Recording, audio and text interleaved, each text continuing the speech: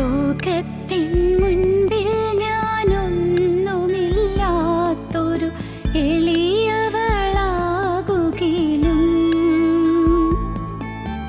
ദൈവമേ നിൻ മുൻപിൽ ദാസിയാം ഞാനൊട്ടും ചെറുതായി പോവരുതേ. ലോകത്തിൻ കണ്ണിൽ ഞാൻ വിജയിച്ചിടാത്തൊരു പോഷിയായി തീരുകിലും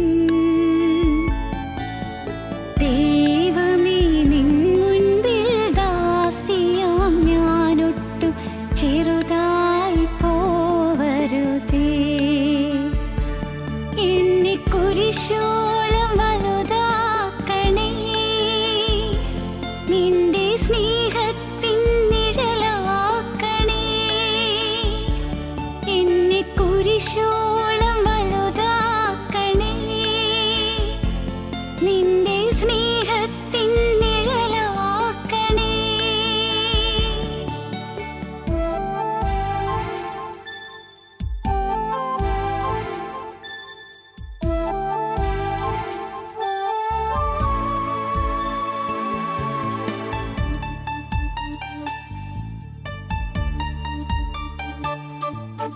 നിന്നെ വഹിക്കുന്ന കഴുതയാകാൻ, മഞ്ഞിൽ കൊളുത്തിയ ദീപമാകാൻ.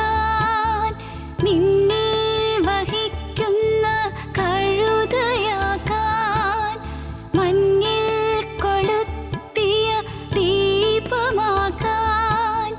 നിന്ന പരിഹാസം ഏറ്റുവാങ്ങിപ്പോലും നിൻ ദിവ്യവചനത്തിൻ സാക്ഷിയാകാൻ.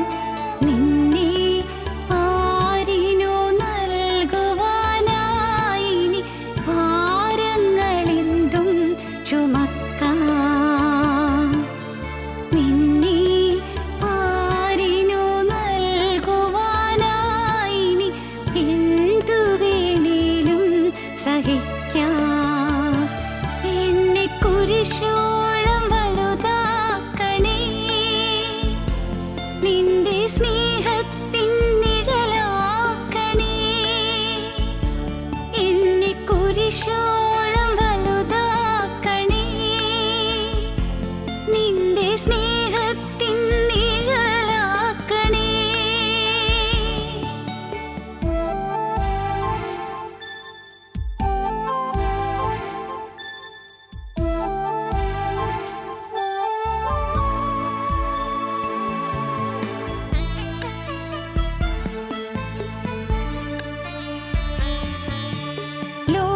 ലോകത്തിനൊപ്പം ഒഴുകിടാതെ ഞാൻ എത്രയേറെ പാടുപെട്ടു. ലോകത്തിനൊപ്പം ഒഴുകിടാതെ ഞാൻ എത്രയേറെ പാടുപെട്ടു. പാപച്ചുഴികളിൽ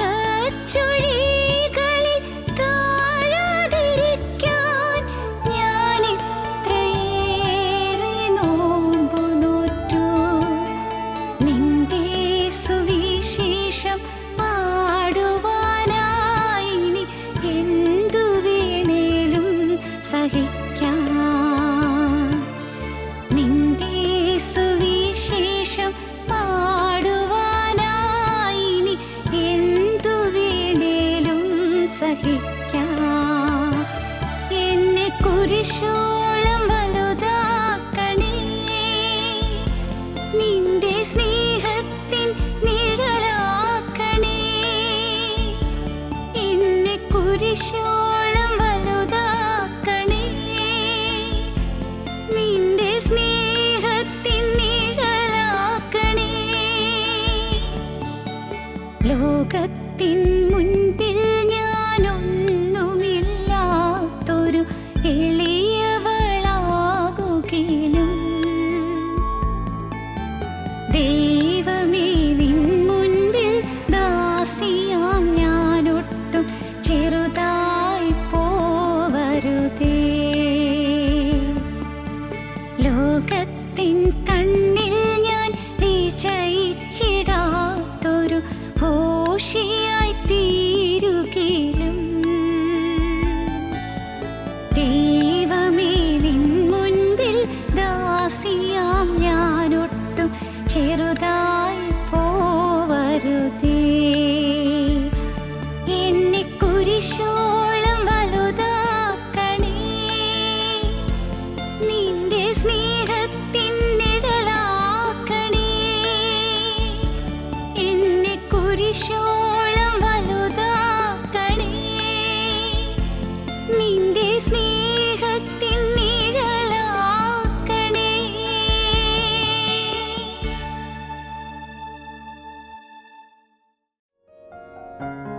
ഞങ്ങളും ക്രൂശിക്കപ്പെട്ട ക്രിസ്തുവിനെ പ്രസംഗിക്കുന്നു.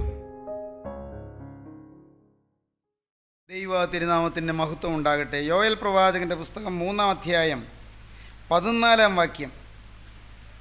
വിധിയുടെ താഴ്വരയിൽ അസംഖ്യ സമൂഹങ്ങളെ കാണുന്നു. വിധിയുടെ താഴ്വരയിൽ യഹോവയുടെ ദിവസം അടുത്തിരിക്കുന്നു. സൂര്യനും ചന്ദ്രനും ഇരുണ്ടുപോകും, നക്ഷത്രങ്ങൾ പ്രകാശം നൽകുകയുമില്ല. വിധിയുടെ താഴ്വര. താഴ്വരകളെക്കുറിച്ചാണ് നാം ചിന്തിച്ചു കൊണ്ടിരുന്നത്. ആണ്ടിൻ്റെ ആരംഭം മുതൽ അവസാനം വരെ യഹോവയുടെ ദൃഷ്ടി അതിന്മേലിരിക്കുന്നു. താഴ്വരകളെ കടന്നു പോകേണ്ടി വരും, പർവ്വതങ്ങളെ കയറി അപ്പുറം പോകേണ്ടി വരും. ഈ വർഷം പർവ്വതത്തിൻ്റെ അനുഭവങ്ങളുണ്ട്, മല കയറുന്ന അനുഭവങ്ങളുണ്ട്, ക്ലേശഭൂയിഷ്ടമായ അനുഭവങ്ങളുണ്ട്, താഴ്വരകളുടെ അനുഭവങ്ങളുണ്ട്, അധപ്പതനത്തിൻ്റെ അനുഭവങ്ങളുണ്ട്. മലകളും താഴ്വരകളും കടന്നു പോകേണ്ടി വരും. ഒന്നാമത്തെ താഴ്വര സിദ്ദീം താഴ്വര, രണ്ടാമത്തെ താഴ്വര സോരക് താഴ്വര, മൂന്നാമത്തെ താഴ്വര ആഖോർ താഴ്വര, നാലാമത്തെ താഴ്വര ഏല താഴ്വര, അഞ്ചാമത്തെ താഴ്വര കൂരിരുൾ താഴ്വര അല്ലെങ്കിൽ മരണനിഴൽ താഴ്വര, ആറാമത്തെ താഴ്വര കണ്ണുനീർ താഴ്വര, ഏഴാമത്തെ താഴ്വര വിധിയുടെ താഴ്വരയിൽ അസംഖ്യ സമൂഹങ്ങളെ കാണുന്നു. വിധിയുടെ താഴ്വരയിൽ യഹോവയുടെ ദിവസം അടുത്തിരിക്കുന്നു. സൂര്യനും ചന്ദ്രനും ഇരുണ്ടുപോകും, നക്ഷത്രങ്ങൾ പ്രകാശം നൽകുകയുമില്ല. പ്രിയപ്പെട്ടവരെ, ഏതോ ഒരു വലിയ അനർത്ഥത്തിനു വേണ്ടി ഈ ഭൂമി ഇതാ ഒരുങ്ങിക്കൊണ്ടിരിക്കുകയാണ്. ഏതോ ഒരു വലിയ ഭീകരമായ ആപത്തിനു വേണ്ടി ഈ ഭൂമി ഒരുങ്ങിക്കൊണ്ടിരിക്കുകയാണ്. തിരുവചനം പറയും, സഖരിയ പ്രവാചകന്റെ പുസ്തകം 14-ാമത്തെ അധ്യായത്തിൽ പറയും, ഒലിവുമല രണ്ടായി പിളർന്നു പോകുമെന്നാണ്. 14-ാം അധ്യായം 4-ാം വാക്യത്തിൽ നാം അങ്ങനെയാണ് കാണുന്നത്. അന്നാളിൽ അവൻ്റെ കാൽ യെരൂശലേമിനെതിരെ കിഴക്കുള്ള ഒലിവുമലയിൽ നിൽക്കും. ഒലിവുമല കിഴക്ക് പടിഞ്ഞാറായി നടുവേ പിളർന്നു പോകും.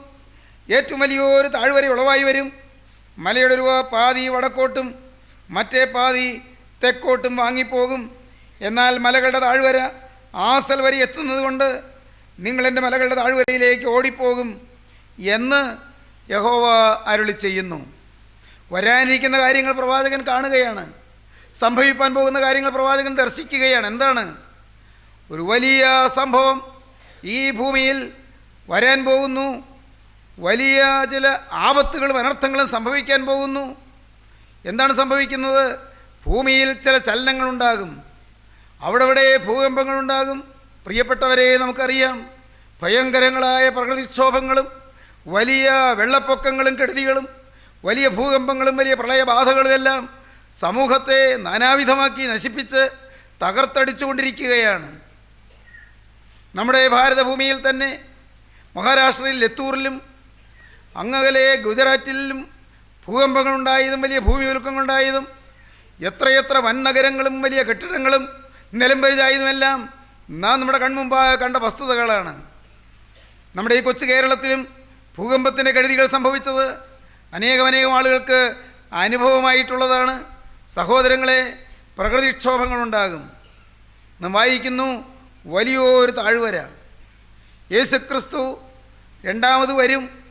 ആ രണ്ടാമത്തെ വരവിൽ ആദ്യത്തെ ഘട്ടത്തിൽ അവിടുന്ന് മധ്യാകാശം വരെ വരും. മധ്യാകാശത്തിലെ ആ വരവ്, ആ സമയത്ത് ഭൂമിയിൽ ജീവനോടിരിക്കുന്ന വിശുദ്ധന്മാരും വാങ്ങിപ്പോയി വിശ്രമിക്കുന്ന വിശുദ്ധന്മാരും, ജീവനോടിരിക്കുന്ന വിശുദ്ധന്മാർ രൂപാന്തരപ്പെടുകയും വാങ്ങിപ്പോയ വിശുദ്ധന്മാർ ഉയർത്തെഴുന്നേൽക്കുകയും ചെയ്ത് വിശുദ്ധന്മാർ പുതുശരീരം പ്രാപിച്ച് വാനമേഘങ്ങളിൽ എടുക്കപ്പെടുകയും മധ്യാകാശത്തിൽ കർത്താവായ യേശുവിനെ എതിരേൽക്കുകയും ചെയ്യും എന്ന് ഈ തിരുവചനം പറയുന്നു. തെസ്സലോനിക്കർക്ക് എഴുതിയ 1-ാമത്തെ ലേഖനം 4-ാം അധ്യായം 16 മുതൽ 18 വരെ വാക്യങ്ങൾ. കർത്താവ് തൻ ഗംഭീരനാദത്തോടും പ്രധാന ദൂതൻ്റെ ശബ്ദത്തോടും ദൈവത്തിൻ്റെ കാഹളത്തോടും കൂടെ സ്വർഗത്തിൽ നിറങ്ങി വരികയും ക്രിസ്തുവിൽ മരിച്ചവർ മുമ്പേ ഉയർത്തെഴുന്നേൽക്കുകയും ചെയ്യും. പിന്നെ ജീവനോടെ ശേഷിക്കുന്നവരായ നാം അവരോടൊരുമിച്ച് ആകാശത്തിൽ കർത്താവിനെ എതിരേൽപ്പാൻ മേഘങ്ങളിൽ എടുക്കപ്പെടും എന്ന് നാം ഇവിടെ വായിക്കുന്നു. യേശു വീണ്ടും വരും. എന്നാൽ യേശു ക്രിസ്തു മധ്യാകാശത്തിൽ വന്ന് മണവാട്ടി സഭയെ ചേർത്തതിന് ശേഷം വീണ്ടും 7 കൊല്ലം കഴിഞ്ഞ് യേശു അക്ഷരീയമായി ഈ ഭൂമിയിലേക്ക് ഇറങ്ങി വരും.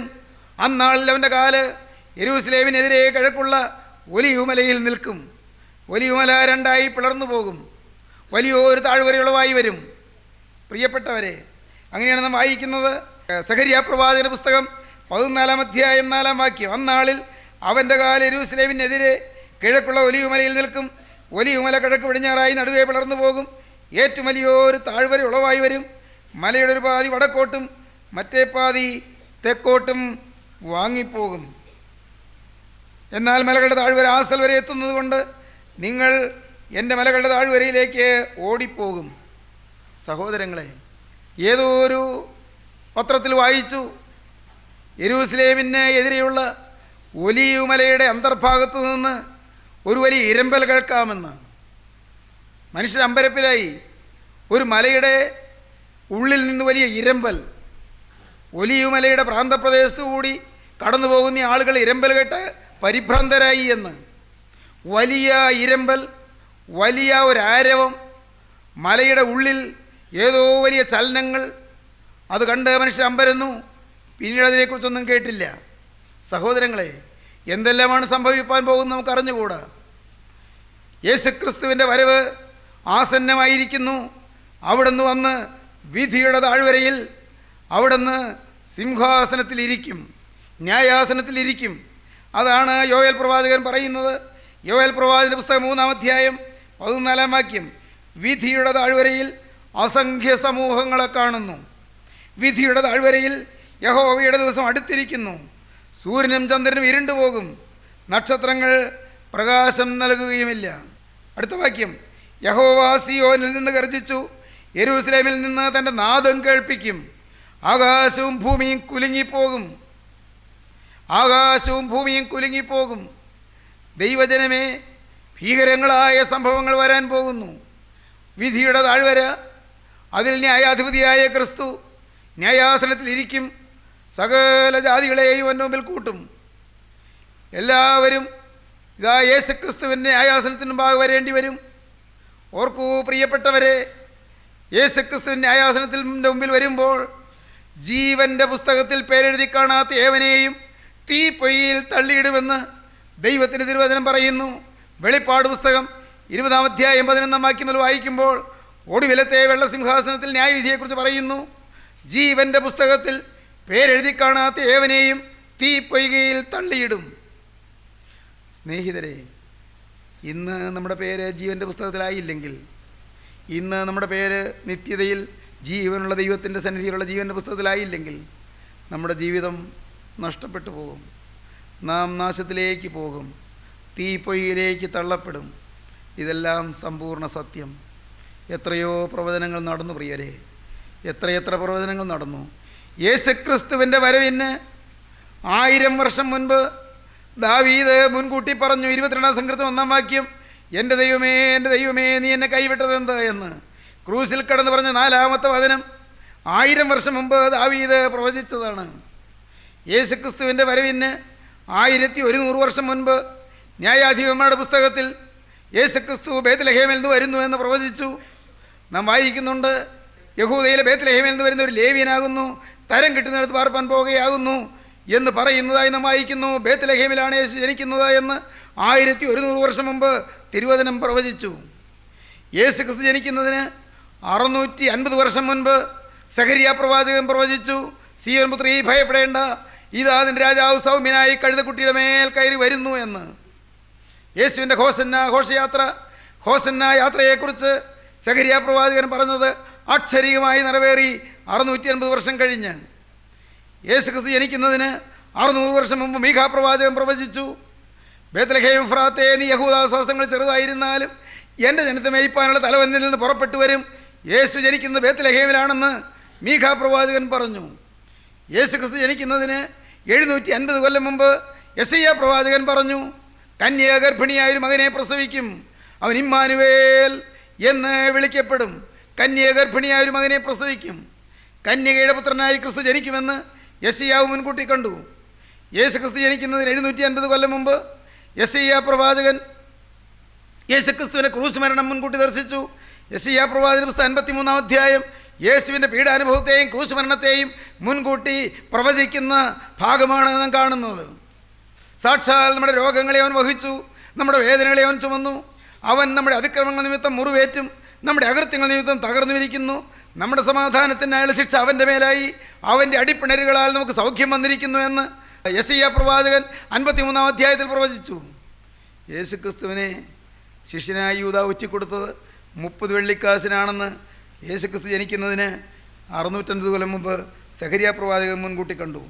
സെഖര്യാ പ്രവാചകന്റെ പുസ്തകം 11-ാം അധ്യായം 12-ാം വാക്യം. ഞാൻ അവരോട്, നിങ്ങൾക്ക് മനസ്സുണ്ടെങ്കിൽ എൻ്റെ കൂലി തരുവീൻ, ഇല്ലെന്ന് വരികിൽ തരേണ്ട എന്ന് പറഞ്ഞു. അങ്ങനെ അവർ എൻ്റെ കൂലിയായി 30 വെള്ളിക്കാശ് തൂക്കി തന്നു. എന്നാൽ യഹോവ എന്നോട്, അത് ഭണ്ഡാരത്തിലിട്ട് കളക, അവർ എന്നെ മതിച്ചിരിക്കുന്ന മനോഹരമായ ഒരു വില തന്നെ എന്ന് കൽപ്പിച്ചു. അങ്ങനെ ഞാൻ ആ 30 വെള്ളിക്കാശ് വാങ്ങി യഹോവയുടെ ആലയത്തിൽ ഭണ്ഡാരത്തിലിട്ട് കളഞ്ഞു. 30 വെള്ളിക്കാശിന് യേശു വെറ്റിക്കൊടുക്കുമെന്ന് യേശു ക്രിസ്തു ജനിക്കുന്നതിന് നൂറ്റാണ്ടുകൾക്ക് മുമ്പ് പ്രവാചകൻ പറഞ്ഞു. അക്ഷരികമായി നിറവേറി. യേശു ക്രിസ്തുവിനെ കുറിച്ച് പറഞ്ഞ പ്രവചനങ്ങൾ ഒന്നൊന്നായി നിറവേറി വന്നു. പ്രിയപ്പെട്ടവരെ, ന്യായവിധിയെക്കുറിച്ച് പറഞ്ഞിരിക്കുന്നതും അക്ഷരികമായി നിറവേറുക തന്നെ ചെയ്യും. സകലമാന മനുഷ്യനും ആ ബാലവൃദ്ധം ന്യായാസനത്തിന് മുമ്പാകെ ചെല്ലേണ്ടി വരും. ബാലൻ മുതൽ വൃദ്ധൻ വരെ അവിടെ ചെന്ന് നിൽക്കേണ്ടി വരും. പുസ്തകങ്ങൾ തുറക്കും. ജീവൻ്റെ പുസ്തകം എന്ന മറ്റൊരു പുസ്തകവും തുറക്കും. പുസ്തകങ്ങളിൽ എഴുതിയിരുന്നതിന് ഒത്തവണ്ണം മരിച്ചവർക്ക് അവരവരുടെ പ്രവൃത്തികൾക്കടുത്ത് ന്യായവിധി ഉണ്ടാകും. മരിച്ചവർക്ക് അവരവരുടെ പ്രവൃത്തികൾക്കടുത്ത് ന്യായവിധി ഉണ്ടാകും. സമുദ്രം തന്നെയുള്ള മരിച്ചവരെ ഏൽപ്പിച്ചു കൊടുത്തു. മരണവും പാതാളവും തങ്ങളിലുള്ള മരിച്ചവരെ ഏൽപ്പിച്ചു കൊടുത്തു. മരണത്തെയും പാതാളത്തെയും തീപ്പൊയ്കയിൽ തള്ളിയിട്ടു. ഈ തീപ്പൊയ്ക രണ്ടാമത്തെ മരണം. ജീവൻ്റെ പുസ്തകത്തിൽ പേരെഴുതി കാണാത്ത ഏവനെയും തീപ്പൊയ്കയിൽ തള്ളിയിടുമെന്ന് ദൈവത്തിൻ്റെ തിരുവചനം വ്യക്തമായി പറഞ്ഞിരിക്കുന്നു, അസന്നിഗ്ധമായി പ്രസ്താവിച്ചിരിക്കുന്നു. വെളിപ്പാട് പുസ്തകം 20-ാം അധ്യായം 11-ാം വാക്യം മുതൽ വായിക്കുമ്പോൾ ഈ ഒടുവിലത്തെ ന്യായവിധിയെക്കുറിച്ച് നമുക്ക് കാണാം. സഹോദരങ്ങളെ, യേശു വീണ്ടും വരും. വിധിയുടെ താഴ്വര തുറക്കും. വിധിയുടെ താഴ്വരയിൽ ഇതാ നിത്യരാജാധിരാജനായി ക്രിസ്തു സിംഹാസനസ്ഥനായിരിക്കും. ഇന്ന് മുൾമുടിയേറ്റ് കടന്നുപോയവനാണ്, അവൻ രാജകിരീടം ചൂടി മടങ്ങി വരും. ഇന്ന് കന്നത്തടിയേറ്റ് കടന്നുപോയവനാണ്, അവൻ രാജാധിരാജാവായി അവൻ ചെങ്കോൽ വഹിക്കുന്നവനായി മടങ്ങി വരും. ഇന്ന് മുഖത്ത് തുപ്പിലേറ്റ് കടന്നുപോയവനാണ്, അവൻ ഇതാ ജാതികളെ ഭരിപ്പാനുള്ള മേയ്പ്പാനുള്ള തലവനായി അവൻ എഴുന്നള്ളി വരും. അവൻ രാജാധിരാജാവായി, അവൻ ചക്രവർത്തികളുടെ ചക്രവർത്തിയായി അവൻ മടങ്ങി വരും. രാജാധിരാജൻ, നിത്യരാജാധിരാജൻ്റെ അരുമകുമാരൻ, അവൻ വീണ്ടും വരും. ദൈവത്തിന് സ്തോത്രം. സഹോദരങ്ങളെ, വിധിയുടെ താഴ്വര. ഈ താഴ്വരയിൽ നിങ്ങൾ ചെല്ലുമ്പോൾ നാം എന്തു ചെയ്യും? നിങ്ങളെങ്ങനെ നിൽക്കും? യെഹെസ്കേൽ പ്രവാചകൻ അതിനെക്കുറിച്ച് പറയുന്നുണ്ട്. യെഹെസ്കേൽ പ്രവാചകൻ്റെ പുസ്തകം 22-ാം അധ്യായം 14-ാം വാക്യം. ഞാൻ നിന്നോട് കാര്യം തീർക്കുന്ന നാളിൽ നീ ധൈര്യത്തോടെ നിൽക്കുമോ? നിൻ്റെ കൈകൾ ബലപ്പെട്ടിരിക്കുമോ? യഹോവയായി ഞാനത് അരുളി ചെയ്തിരിക്കുന്നു, ഞാൻ നിവർത്തിക്കുകയും ചെയ്യും. ദൈവം നമ്മോട് കാര്യം തീർക്കുന്നൊരു നാളുണ്ട്. അവൻ വന്ന് കണക്ക് നോക്കുന്നൊരു നാളുണ്ട്. അവൻ ഓരോരുത്തനും അവനവൻ്റെ പ്രവൃത്തിക്ക് തക്കവണ്ണം പകരം ചെയ്യുന്നൊരു നാളുണ്ട്. കൊരിന്ത്യർക്ക് എഴുതിയ 2-ാമത്തെ ലേഖനം 5-ാം അധ്യായം 10-ാം വാക്യം പറയും, അവനവൻ ശരീരത്തിലിരിക്കുമ്പോൾ ചെയ്തത് നല്ലതാകലും തീയതാകലും അതിന് തക്കവണ്ണം പ്രാപിക്കേണ്ടതിന് നാം എല്ലാവരും ക്രിസ്തുവിൻ്റെ ന്യായാസനത്തിന് മുമ്പാകെ വെളിപ്പെടേണ്ടതാകുന്നു. ഓരോരുത്തർക്കും ഓരോർക്ക് അടുത്തതായ പ്രവൃത്തികൾക്കടുത്ത് ന്യായവിധി ഉണ്ടാകുമെന്നാണ് തിരുവചനം പറയുന്നത്. ജീവികളെയും മരിച്ചവരെയും ന്യായം വിധിപ്പാൻ ഒരുങ്ങിയിരിക്കുന്നവന് അവർ കണക്ക് ബോധിപ്പിക്കേണ്ടി വരുമെന്ന് പത്രോസിൻ്റെ 1-ാമത്തെ ലേഖനം 4-ാം അധ്യായം 5-ാം വാക്യം പറയുന്നു. പത്രോസിൻ്റെ 1-ാം ലേഖനം 1-ാം അധ്യായം 17-ാം വാക്യം പറയും, മുഖപക്ഷം കൂടാതെ ഓരോരുത്തരും അവനവൻ്റെ പ്രവർത്തിക്ക് തക്കവണ്ണം ന്യായം വിധിക്കുന്നവനെ നിങ്ങൾ പിതാവെന്ന് വിളിക്കുന്നുവെങ്കിൽ നിങ്ങളുടെ പ്രവാസകാലം ഭയത്തോടെ കഴിപ്പീൻ. മുഖപക്ഷം കൂടാതെ ഓരോരുത്തനും അവനവൻ്റെ പ്രവർത്തിക്ക് തക്കവണ്ണം ന്യായം വിധിക്കുന്നവനെ നിങ്ങൾ പിതാവെന്ന് വിളിക്കുന്നുവെങ്കിൽ നിങ്ങളുടെ പ്രവാസകാലം ഭയത്തോടെ കഴിപ്പീൻ. ന്യായവിധിയുണ്ട്. മുഖപക്ഷം കൂടാതെ ന്യായം വിധിക്കുന്ന ഒരു ദൈവമുണ്ട്. കണക്ക് നോക്കുന്ന ഒരു നാളുണ്ട്. കണക്ക് തീർക്കുന്ന ഒരു നാളുണ്ട്. ഓരോരുത്തരും ദൈവത്തോട് കണക്ക് ബോധിപ്പിക്കേണ്ടി വരുമെന്ന് റോമർ ലേഖനം 14:10 പറയും. ആകയാൽ നമ്മൾ ഓരോരുത്തരും ദൈവത്തോട് കണക്ക് പറയേണ്ടി വരുമെന്ന് റോമർ 14:12 പറയും. പ്രിയപ്പെട്ടവരെ, ആർക്കും നീക്കുപോക്കില്ല. പ്രവൃത്തികൾക്ക് ന്യായവിധിയുണ്ട്, വാക്കുകൾക്ക് ന്യായവിധിയുണ്ട്. ഓരോരുത്തരുടെ വാക്കും അന്ന് എല്ലാം തുറന്ന് പറഞ്ഞ് കേൾപ്പിക്കും. ഓർമ്മയുടെ പുസ്തകത്തിൽ നിന്ന് വായിച്ച് കേൾപ്പിക്കും. ഓരോ വാക്കുകൾക്ക് ന്യായവിധിയുണ്ട്. മത്തായിയുടെ സുവിശേഷം 12-ാം അധ്യായം 36-ാം വാക്യം എന്ത് പറയുന്നു? മനുഷ്യ പറയുന്ന ഏത് നിസ്സാര വാക്കിനും ന്യായവിധി ദിവസത്തിൽ കണക്ക് ബോധിപ്പിക്കേണ്ടി വരും. മനുഷ്യർ പറയുന്ന ഏത് നിസ്സാര വാക്കിനും ന്യായവിധി ദിവസത്തിൽ കണക്ക് ബോധിപ്പിക്കേണ്ടി വരും. ഓരോ വാക്കിനും കണക്ക് ബോധിപ്പിക്കേണ്ടി വരും. ദൈവജനമേ, തീർന്നില്ല. ഓരോ ആലോചനയ്ക്കും കണക്ക് പറയേണ്ടി വരും. ബുദ്ധിയിൽ കൂടിപ്പോയ ചിന്ത, ചിലരോടുള്ള നീരസ ചിന്ത, ചിലരോടുള്ള വൈരാഗ്യ ചിന്ത, ചില അശുദ്ധ ചിന്ത, ചില മ്ലേച്ഛ ചിന്ത, ചില അഴുക്ക് വികാരങ്ങൾ, പുറത്ത് പറയാൻ ലജ്ജിക്കുന്ന ചില ചിന്തകൾ ഇന്ന് പുറത്ത് പറയുന്നില്ല, അന്ന് പരസ്യമായി വായിച്ചു കേൾപ്പിക്കും. ഹൃദയത്തിൽ ഇരിക്കുന്ന രഹസ്യങ്ങളെ വെളിപ്പെടുത്തി ഹൃദയങ്ങളുടെ ആലോചനകളെ വെളിപ്പെടുത്തുമെന്ന് 1 കൊരിന്ത്യർ ലേഖനം 4-ാം അധ്യായം 5-ാം വാക്യം പറയും. ഹൃദയങ്ങളുടെ ആലോചനകളെ വെളിപ്പെടുത്തുമെന്ന്. സഹോദരങ്ങളെ, ന്യായവിധിയുണ്ട്, വിധിയുടെ താഴ്വരയുണ്ട്. It is the valley of sentence. അത് ന്യായവിധിയുടെ താഴ്വരയാണ്. It is the valley of the seat of judgement. അത് ന്യായവിധിയുടെ സിംഹാസനത്തിൻ്റെ താഴ്വരയാണ്. It is the valley of sentence. It is the valley of seat of judgement. അത് ന്യായവിധിയുടെ സിംഹാസനമുള്ള താഴ്വരയാണ്, വിധിയുടെ താഴ്വര. സഹോദരങ്ങളെ, അന്ന് ഓരോരുത്തരും കണക്ക് പറയുന്ന ദിവസം നിങ്ങളെങ്ങനെ നിൽക്കും ചിന്തിച്ചിട്ടുണ്ടോ? നിങ്ങളുടെ ജീവിതത്തിൽ പാപങ്ങൾ ക്ഷമിക്കപ്പെട്ടുവോ? പാപങ്ങൾ കഴുകപ്പെട്ടുവോ? സ്ലേറ്റിൽ എഴുതിയതെല്ലാം മായ്ച്ചു കളയുന്നത് പോലെ, ഞാൻ ഒരിക്കലും അങ്ങനെ പറഞ്ഞു ഓർക്കുന്നില്ലേ? സ്ലേറ്റിൽ എഴുതിയതെല്ലാം മായ്ച്ചു കളയുന്നത് പോലെ നിങ്ങളുടെ ജീവിതത്തിൽ പിശാച് എഴുതി വെച്ച പാപങ്ങളെല്ലാം മാഞ്ഞുപോയി എന്നുള്ള ഉറപ്പ് സമ്പാദിച്ചോ? എന്തൊരു ഭാഗ്യമാണെന്നോ! സ്തോത്രം! എന്തൊരു ഭാഗ്യമാണെന്നോ! ജീവിതത്തിൽ സംഭവിച്ചതെല്ലാം യേശുക്രിസ്തുവിൻ്റെ രക്തത്താൽ അങ്ങ് മായ്ച്ചു കളഞ്ഞുവെന്ന്, ആ പുണ്യരക്തത്താൽ എല്ലാം മായ്ച്ചു കളഞ്ഞുവെന്ന് ദൈവത്തിന് സ്തോത്രം. യേശുക്രിസ്തുവിൻ്റെ തിരുരക്തത്താൽ സകല പാപങ്ങളും മാഞ്ഞുപോയി എന്നുള്ള ഉറപ്പ്. യേശുക്രിസ്തുവിൻ്റെ രക്തം സകല പാപവും പോക്കി നമ്മെ ശുദ്ധീകരിക്കുന്നുവെന്ന് തിരുവചനം പറയുന്നു. യോഹന്നാൻ്റെ 1-ാമത്തെ ലേഖനം 1-ാം അധ്യായം 7-ാം വാക്യം പറയുന്നു. യേശുക്രിസ്തുവിൻ്റെ രക്തം, നമ്മുടെ കർത്താവായ യേശുക്രിസ്തുവിൻ്റെ രക്തം സകല പാപവും പോക്കി നമ്മെ ശുദ്ധീകരിക്കുന്നു. രക്തം ചൊരിഞ്ഞിട്ടല്ലാതെ വിമോചനമില്ല എന്ന് എബ്രായ ലേഖനം 9-ാം അധ്യായത്തിൽ കാണുന്നു. തിരുരക്തത്താലുള്ള വീണ്ടെടുപ്പ്. ഈ തിരുരക്തമെന്ന് കേൾക്കുമ്പോൾ പിശാചിന് നല്ല അലർജിയാണ്, അവന് പേടിയാണ്, അവന് ഇഷ്ടമല്ല, വാക്ക് കേൾക്കുന്നതേ ദേഷ്യമാണ്. തിരുരക്തമെന്ന് കേൾക്കുമ്പോൾ അവന് വലിയ അരിശമാണ്, പിശാചിന് അരിശമാണ്. കാരണം ആ തിരുരക്തത്തിൻ്റെ ശബ്ദത്തിൻ്റെ മുന്നിൽ, തിരുരക്തത്തിൻ്റെ അത്ഭുത ശക്തിയുടെ മുന്നിൽ പിശാചിന് നിൽക്കാൻ ഒക്കുകയില്ല. അവൻ വെറുളി പൂണ്ട് ഓടേണ്ടി വരും. യേശുക്രിസ്തുവിൻ്റെ തിരുരക്തത്തിൻ്റെ മുദ്ര ദൈവവൈദ്യരെ നീ ഇവിടെ വെച്ച് സമ്പാദിക്കണം. നിൻ്റെ നെറ്റിയിൽ ആ തിരുരക്തത്തിൻ്റെ മുദ്ര നീ അണിയണം. ആ തിരുരക്തം നിന്നെ കഴുകി എന്നുള്ള ഉറപ്പ് നീ പ്രാപിക്കണം. കഴിഞ്ഞകാല പാപങ്ങളെല്ലാം മായിക്കപ്പെട്ടവനായി. മകനെ, നീ പാപം ചെയ്യാഞ്ഞിട്ടല്ല, മകളെ, നിനക്ക് പാപം വരാഞ്ഞിട്ടല്ല, വന്നുപോയ പാപങ്ങളെല്ലാം ഏറ്റുപറഞ്ഞ് ഉപേക്ഷിച്ച് യേശുക്രിസ്തുവിൻ്റെ തിരുരക്തം വന്ന് കഴുകി ശുദ്ധീകരിച്ച് ഒരു പുതിയ സൃഷ്ടിയായി എന്നുള്ള ഉറപ്പിൽ ജീവിച്ച് തിരുസന്നിധിയിലേക്ക് കടന്നു ചെല്ലാൻ സാധിച്ചാൽ അതത്രേ മഹാഭാഗ്യം. അതാണ് ധന്യമായ അനുഭവം, അതാണ് സ്വർഗീയമായ കൃപ. പ്രിയപ്പെട്ടവരെ, നിങ്ങൾ അനുഭവിച്ചിട്ടുണ്ടോ പാപം കഴുകിയെന്ന്? എല്ലാം കഴുകപ്പെട്ടുവെന്ന്. ചിന്തകൾ കഴുകി, ഉപബോധ മനസ്സ് കഴുകി തന്നു, ബോധമനസ്സ് കഴുകി തന്നു, അബോധതലങ്ങളും കഴുകി തന്നു. കർത്താവേ, ഹൃദയം നീ കഴുകി തന്നു. ഹൃദയത്തിലെ ഈർഷ്യ നീ കഴുകി തന്നു. ഹൃദയത്തിലെ മുഷിച്ചിൽ നീ കഴുകി തന്നു. ഹൃദയത്തിലുള്ള വൈരാഗ്യം നീ കഴുകി തന്നു. ഹൃദയത്തിലെ അസൂയ നീ കഴുകി തന്നു. ഹൃദയത്തിലുള്ള സ്ഥാനമോഹം നീ കഴുകി തന്നു. ഹൃദയത്തിലെ ദ്രവ്യാഗ്രഹം നീ കഴുകി തന്നു. ഹൃദയത്തിലെ സ്വാർത്ഥത നീ കഴുകി തന്നു. ഹൃദയത്തിലെ അഹങ്കാരം നീ കഴുകി തന്നു. ഹൃദയത്തിലെ കപടഭക്തി നീ കഴുകി തന്നു. എൻ്റെ കർത്താവേ, എൻ്റെ സ്വഭാവത്തിൽ അലിഞ്ഞു കിടക്കുന്ന മാലിന്യങ്ങളെല്ലാം നിൻ്റെ തിരുരക്തത്താൽ നീ കഴുകിയല്ലോ. ഈ ഉറപ്പ് ദൈവജനമേ നിങ്ങൾ സമ്പാദിക്കുന്നുവോ? ഇന്ന് ഉറപ്പ് നിങ്ങൾക്ക് വേണമോ? നിങ്ങൾ ഇരിക്കുന്ന ഇരിപ്പിൽ നിങ്ങൾ ഓരോരുത്തരും ഇപ്പോൾ നിങ്ങൾ ക്രിസ്തുവിനെ കാണുക. ആ ക്രൂസിലെ സ്നേഹത്തെ നിങ്ങൾ കാണുക. ക്രൂസിലേക്ക് നിങ്ങൾ നോക്കുക. ആ ക്രൂസിലെ നിത്യോജ്വലമായ സ്നേഹത്തെ നിങ്ങൾ വിശ്വസിക്കുക. നാഥാ, എണ്ണിയാൽ തീരാത്ത പാപങ്ങളാണ് എൻ്റെ ജീവിതത്തിൽ വന്നു പോയത്. എൻ്റെ പ്രവൃത്തികളിൽ പാപം വന്നു, എൻ്റെ വാക്കുകളിൽ പാപം വന്നു, എൻ്റെ പെരുമാറ്റത്തിൽ പാപം വന്നു, എൻ്റെ ചിന്തകളിൽ പാപം വന്നു. എൻ്റെ ദൈവമേ, എൻ്റെ സ്വഭാവത്തിൽ പാപം വന്നു. എൻ്റെ ജീവിതത്തിൽ, എൻ്റെ മനോഭാവത്തിൽ പാപം വന്നു. എൻ്റെ ദൈവമേ, എൻ്റെ പാപക്കറകൾ കഴുകാനല്ലോ നീ കുറ്റമില്ലാത്ത രക്തം കുരിശിൽ ചിന്തിയത്. ഞാനത് വിശ്വസിക്കുന്നു. എന്നോട് നീ മനസ്സറിയണമേ. എന്നെ നീ ഒന്ന് കഴുകണമേ. നിൻ്റെ തിരുരക്തത്താൽ എന്നെ കഴുകണമേ.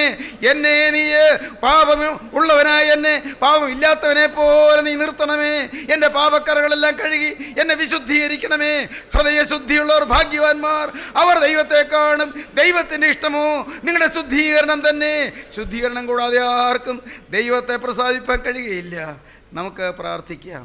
കാരുണ്യവാനായ ദൈവമേ, അൻപുള്ള പിതാവേ, സ്വർഗീയ നാഥ, ഈ മനോഹരമായ സമയത്തിനായി ഞങ്ങൾ നിന്നെ സ്തുതിക്കുന്നു. ജീവന്റെ അരുളപ്പാടുകൾക്കായി ഞങ്ങൾ നിന്നെ സ്തോത്രം ചെയ്യുന്നു. വിധിയുടെ താഴ്വരയിൽ ഞങ്ങൾ ലജ്ജിതരായി നിൽക്കാതിരിപ്പാൻ, വിധിയുടെ താഴ്വരയിൽ ഞങ്ങൾ പരിഭ്രാന്തരായി നിൽക്കാതിരിപ്പാൻ കർത്താവേ, ഇന്ന് ഞങ്ങളുടെ പാപക്കറകൾ കഴുകുന്ന തിരുരക്തം ഞങ്ങളുടെ മുന്നിൽ ഞങ്ങളോട് സംസാരിക്കുന്നതിനായി ഞങ്ങൾ നിന്നെ സ്തുതിക്കുന്നു, ഞങ്ങൾ നിന്നെ സ്തോത്രം ചെയ്യുന്നു. ഇനി വചനം കേട്ട് എല്ലാവരെയും അനുഗ്രഹിക്കണമേ. വചനം കേട്ടവരുടെ മേൽ തിരുരക്തം തളിക്കണമേ.